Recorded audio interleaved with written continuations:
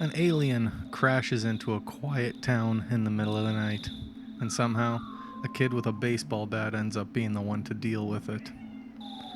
Today we're starting EarthBound, one of the strangest, most unique RPGs ever made. Welcome to Retro RPG Mondays on Pixel Quest Gaming. This is a full playthrough series where we take classic RPGs and experience them from start to finish. This is my first real time playing through EarthBound, so everything here is fresh, the story, the mechanics, whatever weirdness this game throws at us.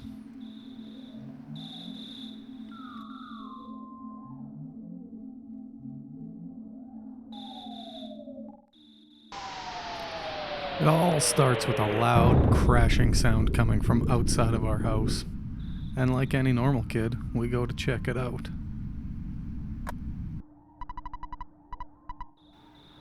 But first, Mom tells us we have to change out of our jammies.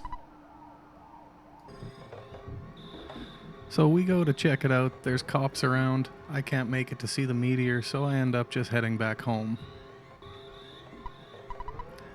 We get home, Mom tells us to scoot off to bed, so that's what we do. Later that night, we're woken up again by knocking on the door. It's the neighbor kid, Pokey. Ends up telling me his brother, Pokey, is missing, so I agree to go out and help look for him.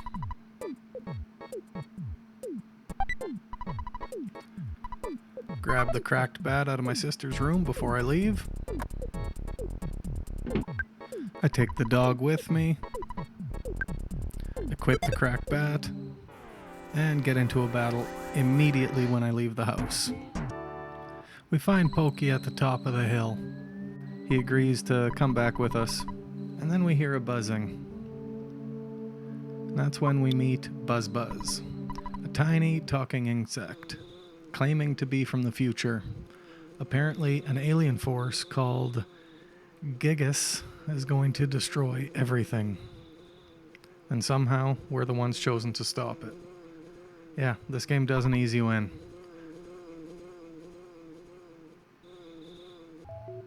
On the way back to the house, we get ambushed by an alien. Buzz Buzz makes pretty quick work of him.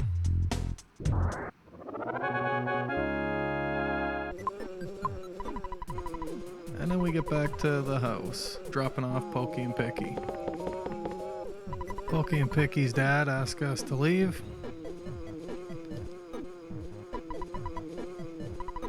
And before I can even process what's going on, Buzz Buzz is gone. Not in some heroic final battle, just gone. It's abrupt, it's weird, and honestly, it fits the tone perfectly.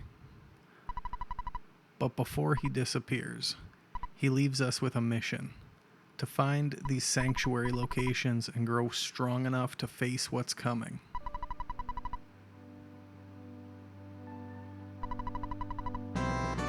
On my way back to my house, a guy falls down from the sky and wants to take my picture.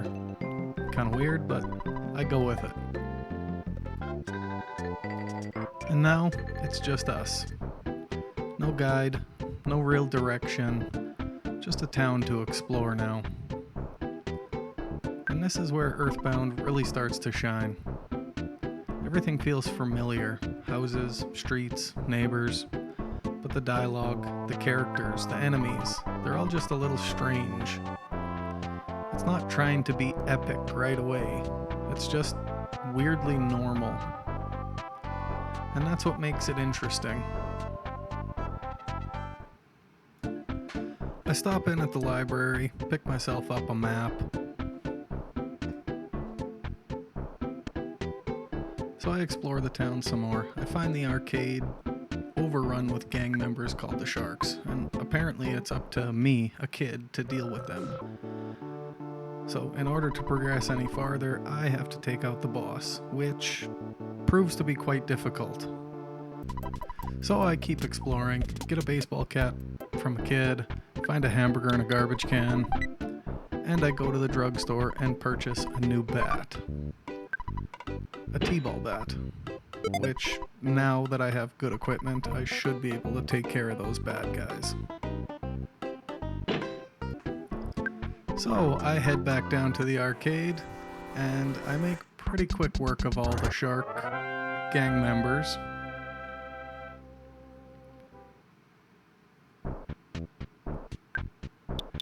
I also find a can of fruit juice in the garbage can. So now it's time to fight the gang leader Frank, which, in all honesty, wasn't a terrible fight. It wasn't too difficult. But immediately after defeating Frank, you have to fight his robot, which is just crazy. That one's a little more difficult, but also not too bad.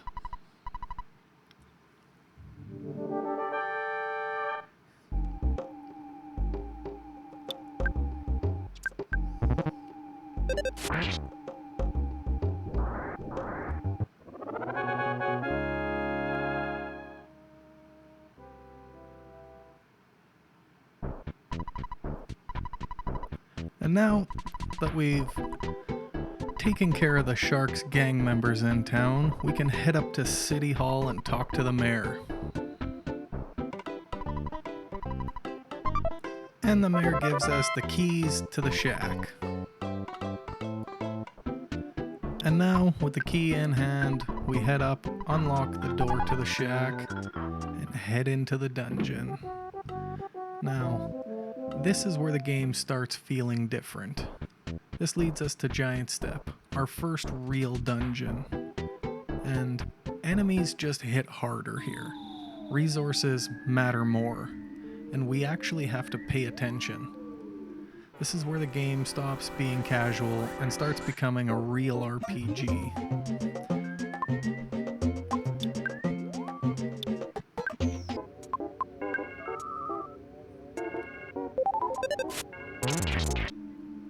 And at the end of it all, our first real boss.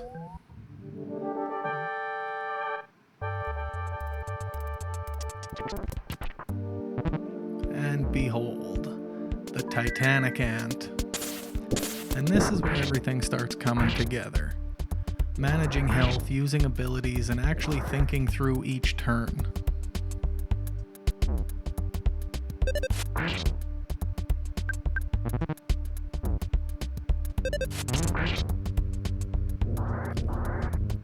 And when we finally take it down, it feels earned.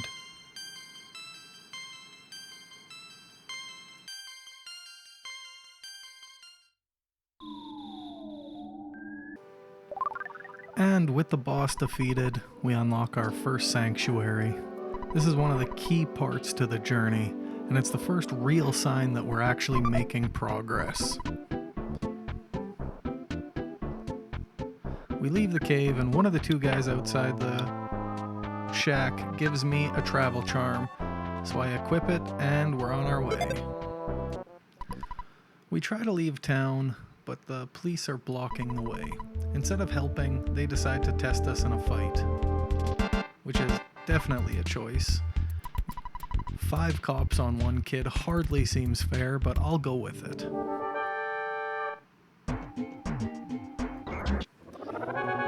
So I start fighting these cops one at a time, taking them out, until I get to the last one.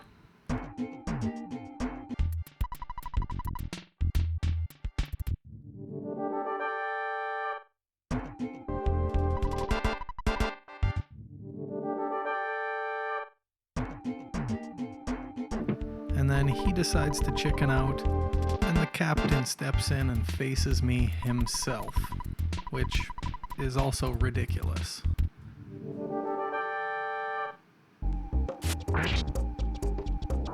The captain's not terrible to fight. I take him out pretty easily, and he informs me that I can leave town now. The cops will not bother me anymore. So we leave town on the way to Tucson.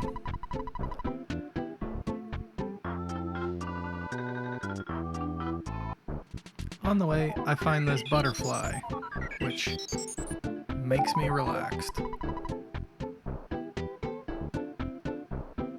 also get into a fight with a mushroom, and now I have a mushroom growing on my head, which messes up all of my controls. It randomly just changes the direction that you're moving, which it became very frustrating. And it takes me a long time to actually figure out how to get this thing off. And we arrive in Tucson. A new town, new characters, and more of that same strange energy. By now it's clear this game isn't trying to be like other RPGs. It's definitely doing its own thing. After talking to everybody, I finally end up at the hospital and talk to this blue-haired guy who offers to buy the mushroom off my head for 50 coins. So I sell it, and that fixes my mushroom problem.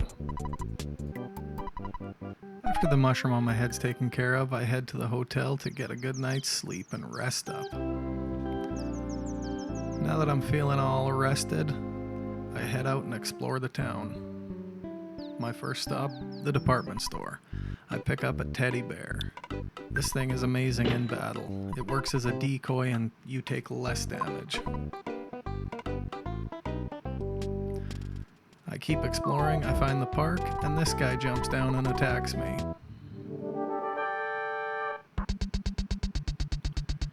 He's not too difficult, I make pretty quick work of him.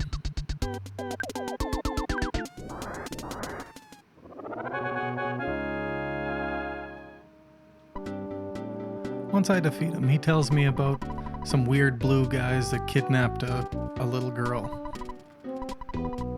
So I decide to go out looking for her. But first, I stop at the little market here in the park. I buy myself some new gear and a for sale sign, which is kind of cool. It helps me sell things when I'm out. Then I go to this Apple kid, and I decide to fund his work, his research. He's an inventor. So when I leave, his little mouse gives me a phone, says he'll call.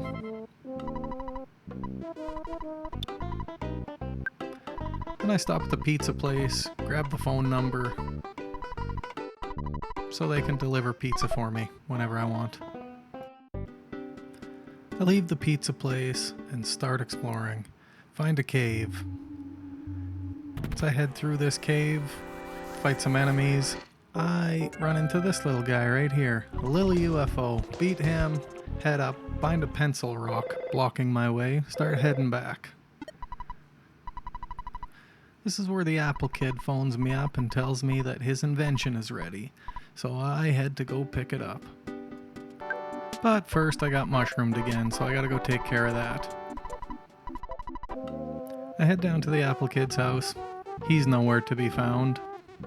So I start exploring again. I find him in the park, under a tree, and he gives me the pencil eraser. I head back to the department store and pick up another teddy bear because mine was destroyed by that little UFO. And I pick up some other gear to get me ready.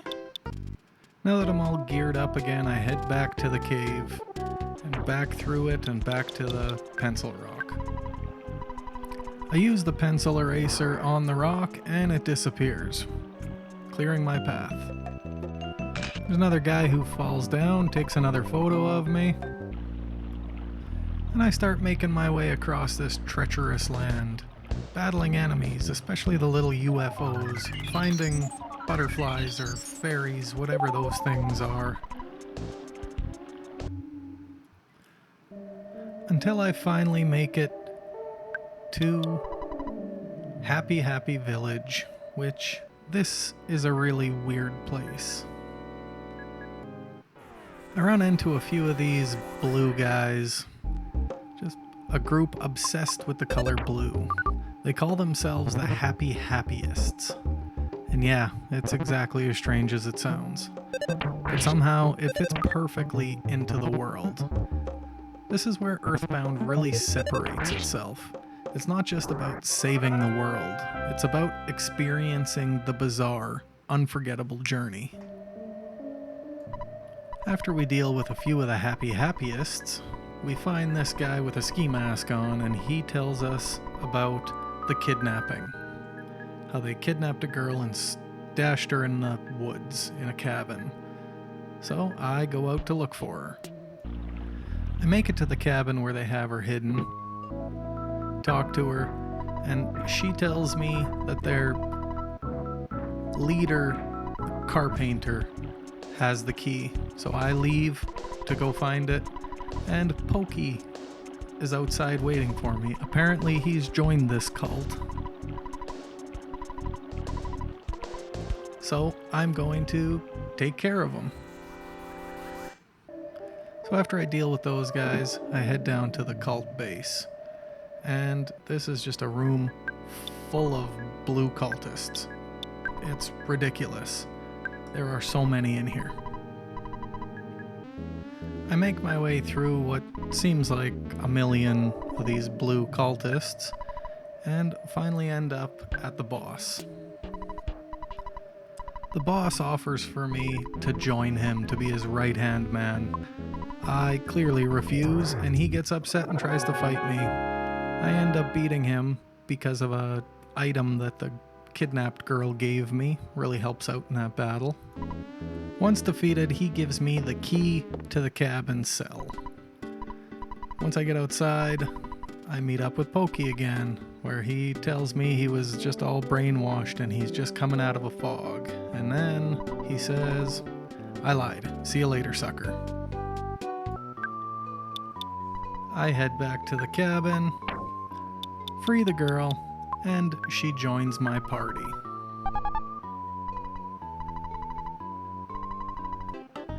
I immediately take her to the drugstore and buy her all new gear. I head to the hotel, grab a bed, and sleep for the night. Now that I'm all rested up, we head on to the cave.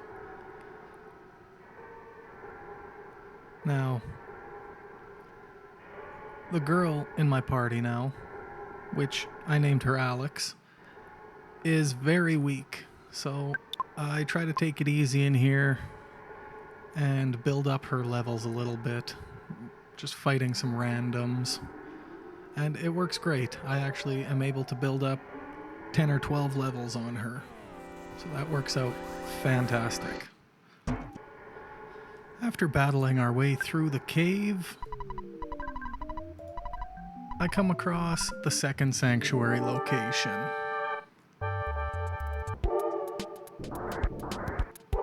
And I fight Mondo Mole, which I just kept hitting him with psi attacks and he was pretty easily taken down. Wasn't much of a battle.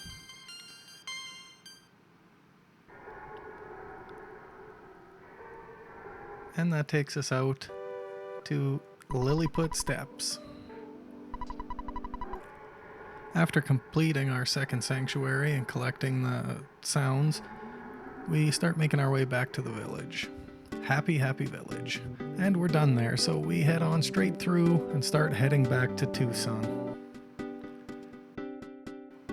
Once back in Tucson, I'm in rough shape. Alex has fainted. She's got a little halo. She's a ghost. And I have a mushroom on my head again, so we head straight to the hospital. Now that I sold the mushroom on my head again and Alex is back to life, we head back out and I make my way down to the preschool to return Alex to her parents. Once we're at the preschool, her dad tells me that he's gonna allow her to join my party and save the world. And her mother gives me a life up item or something like that. Once we step out of the preschool, a guy comes and finds me, tells me that Everdread is looking for me. So I head back to the park, go talk to him, and he wants to make me a business partner. But I wouldn't accept, so he just gives me $10,000 instead. After that, I head up to the theater, talk to the band, and they give me a backstage pass.